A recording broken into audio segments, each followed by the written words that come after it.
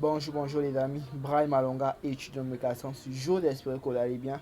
Aujourd'hui, dans cette nouvelle vidéo, nous allons parler d'un sujet vraiment incroyable, palpitant et vraiment fascinant. 10 minutes pour changer sa vie. Dans ces 10 minutes, je vais vous donner 10 secrets, 10 clés, 10 codes qui vous permettront de changer votre vie à tout jamais.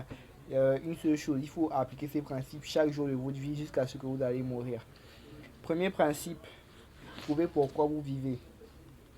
Vous savez, si vous ne trouvez pas pourquoi vous vivez, vous n'aurez pas le goût de vivre sur la terre. Vous allez avoir l'impression que votre venue sur la terre, votre existence même ne vaut rien. Et que et que la vie en elle-même elle ne vaut rien, alors que la vie est un très beau cadeau. Vous allez être là à déambuler, à divaguer, à perdre du temps, alors que si vous savez pourquoi vous êtes venu sur cette terre, vous ne pouvez pas vous éparpiller. Par exemple, un jeune comme moi je sais que je suis venu sur terre pour accomplir une mission bien précise. Je connais pourquoi je suis sur terre et je me bats chaque jour à accomplir ma mission. Je ne peux pas me permettre d'aller en boîte de nuit, d'aller dans les snacks, d'aller avec les femmes, de faire les choses qui sont un peu pas très claires. Deuxième point, prendre des décisions radicales prendre des décisions radicales que vous allez tenir même si vous devez mourir pour ça. Dans la vie, il faut prendre des décisions radicales. Même si vous devez mourir, vaille que vaille, vous devez tenir ces décisions. Comme moi, par exemple, j'ai décidé d'être un sportif. Jusqu'à ce que je vais mourir, je serai sportif. J'ai décidé d'être un intellectuel, d'être un érudit. J'ai décidé d'être un homme important de cette société. J'ai décidé de me battre pour ce qui est juste jusqu'à ce que je vais mourir. Je vais me battre pour ce qui est juste. Beaucoup de personnes telles que Madame Nathalie Yam se battent pour des causes justes. Ils savent qu'ils risquent leur vie, mais ils continuent à se battre. De même que le capitaine Ibrahim Traoré, il sait qu'il risque sa vie, mais il continue à se battre. Troisième point, éliminer les croyances limitantes. Je remarque que beaucoup trop de personnes ont des croyances limitantes. J'étais en train de parler avec un de mes confrères en arts martiaux. Oui, j'étais en train de parler on était en train de discuter des perspectives d'avenir. Je lui demandais qu'est-ce qu'il pensait faire de la vie, est-ce qu'il a des rêves de devenir milliardaire, tout ce qui s'ensuit. Il me disait, je ne crois pas en tout ça, je sais que tout le monde ne pourra pas devenir milliardaire et tout ce genre de choses là. À chaque fois quand je parle avec lui, c'est toujours la même chose. Il a des pensées tellement limitées. Quand je parle avec lui, je m'efforce d'essayer de le ramener sur le chemin, d'essayer de lui montrer le chemin, d'essayer de le convaincre que ses pensées et ses croyances sont fausses. C'est complètement en fait faux en fait. Avant, je n'étais pas très doué à l'école. Je croyais que j'étais condamné, je croyais que j'étais destiné à être comme ça jusqu'à ma mort. Mais c'est faux. Aujourd'hui, je suis tellement intelligent que je peux tenir un débat avec un prof de français, avec un prof de philosophie, avec un prof de management, avec un prof de maths, avec un prof de gestion numérique, avec un prof de comptabilité ou de GRH. Éliminez les croyances limitantes de vos vies. Parce que le mental, votre mental, c'est votre système de pensée. Dans vos systèmes de pensée, il y a vos croyances. Vos croyances conditionnent tout ce qui va. Vos croyances sont dans vos pensées et vos pensées conditionnent tout le reste. Donc faites attention, éliminez les croyances limitantes de vos pensées. Comme moi par exemple, j'ai des croyances. Je crois que les hommes ne doivent pas connaître les femmes hors mariage parce que c'est un déshonneur. Alors je m'attelle à respecter mes croyances. Donc inconsciemment, consciemment, vous avez des croyances qui vous permettent d'avancer ou qui vous limitent. Alors éliminez ces croyances qui vous limitent. Quatrième point, devenir le héros de votre propre histoire. Vous savez, la vie est une aventure et vous devez être le héros de l'histoire. Vous devez être le héros de votre propre fiction. Vous devez être le héros du film.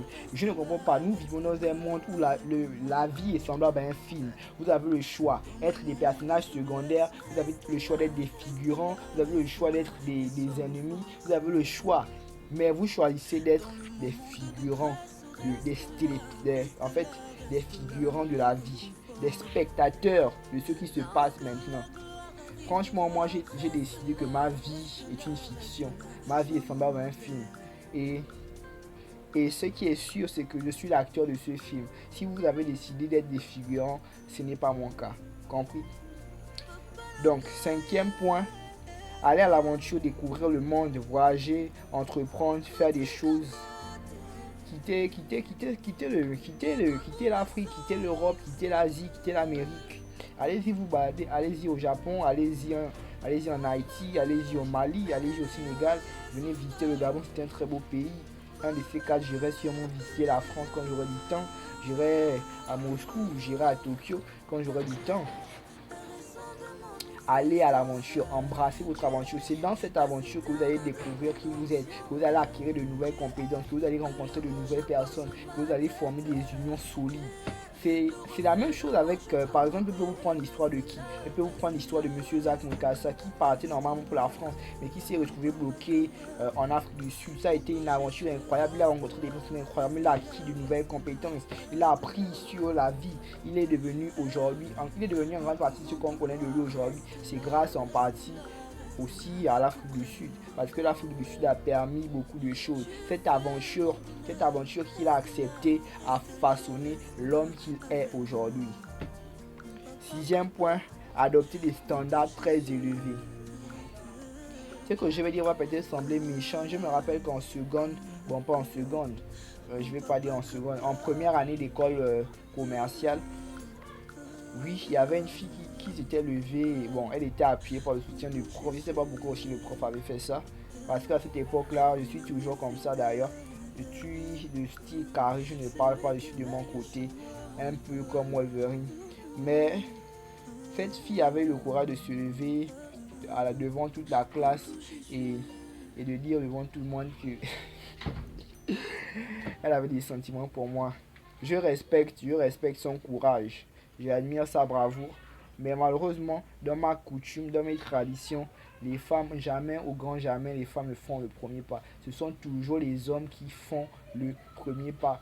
Et ce jour-là, avec un manque de maturité ahurissant, je l'ai avoué. J'ai fait ce que j'avais à faire ce jour-là. Je sais, ça a été dur, ça a fait mal. Ce sont des choses qui arrivent. Je prie qu'elle puisse me pardonner, qu'elle puisse comprendre que la vie, la vie n'est pas pour les faibles, la vie est pour les forts. Vous devez avoir des standards très élevés. Moi j'ai des standards de vie très élevés. Peu importe ce qui peut se passer, peu importe le nombre de femmes qui peuvent me tourner autour, elles ne mourront pas. J'ai des standards très élevés.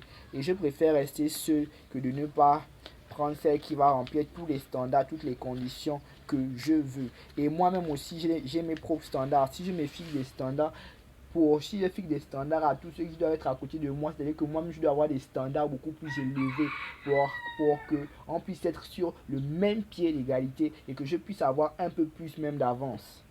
Un peu plus de l'avance. Septième point, il faut faire alliance avec le divin.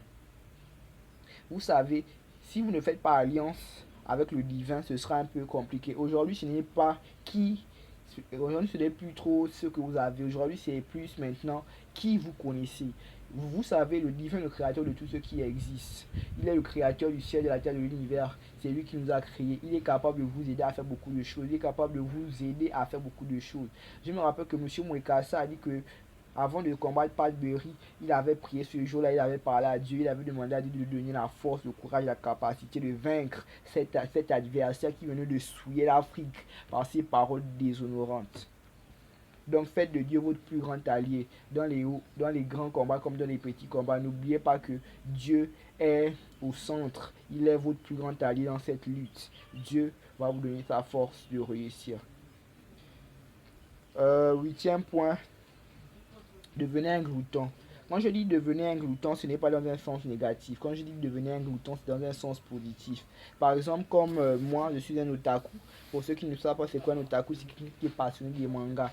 C'est quelqu'un qui est passionné de manga et qui maîtrise très bien la culture japonaise. Je suis passionné de manga. Chaque fois que je regarde un manga, j'ai envie encore de regarder un autre manga. Pas des mangas ennuyants, des mangas intéressants. J'aime les mangas dark fantasy. Donc c'est-à-dire que quand je regarde un manga, j'ai encore envie de regarder un autre manga. J'ai encore, au fur et à mesure, je ne peux pas cesser de consommer les mangas parce que tellement j'en raffole. Et plus je regarde, plus la dopamine se libère et c'est carrément un cercle. Ça, le mécanisme est déjà engrangé et je ne peux plus m'arrêter.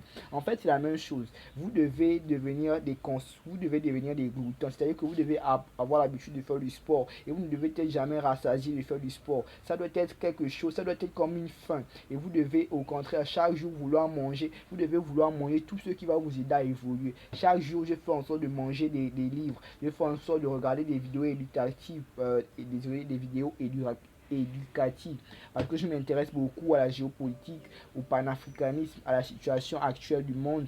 Je m'intéresse beaucoup à l'histoire, à la géographie et à beaucoup d'autres choses, à la psychologie, à la gestion des ressources humaines, à la gestion du temps, à la gestion de l'argent et tout ce qui s'ensuit, au développement personnel. Donc je continue et je continue et je continuerai. Neuvième point, osez rêver et donner vie à vos rêves. Vaille que vaille, osez rêver et donner vie à vos rêves. Si je ne me trompe pas, c'est Antoine, c'est Monsieur Antoine, bon, désolé, j'ai oublié, mais c'est un penseur qui a dit faites de votre vie un rêve et d'un rêve une réalité. Par exemple, moi, j'ai rêvé d'être un leader d'opinion sur YouTube et sur TikTok. Et au fur et à mesure, je me bats pour réaliser ce rêve. Si je continue comme ça avec la même cadence, une vidéo sur YouTube chaque jour, une vidéo sur TikTok chaque jour, une petite graine que je mets un peu, sur l'espace de 10 ans, j'aurai déjà une audience et une communauté incroyable. Et si je venais à dire des choses qui déplairaient au système, j'aurais toujours une audience pour pouvoir m'assister, j'aurais une communauté, j'aurais érigé et j'aurais bâti des hommes forts, des hommes solides. Vous pensez que si tout de suite des hautes puissances attaquent M. Mukasa, il sera su dans ce combat pour faire face à ses ennemis? Jamais. Il a combien de personnes qui sont derrière lui et qui lui prêteront main forte? Moi en premier. 10e point, accepter la difficulté, accepter la confrontation, accepter la guerre, accepter les batailles. La vie n'est jamais facile. La vie n'est pas facile. Qui vous a dit que la vie était facile? Rien n'est facile. Les maths ne sont pas faciles. La comptabilité n'est pas facile. Marcher n'est pas facile. Faire le régime n'est pas facile.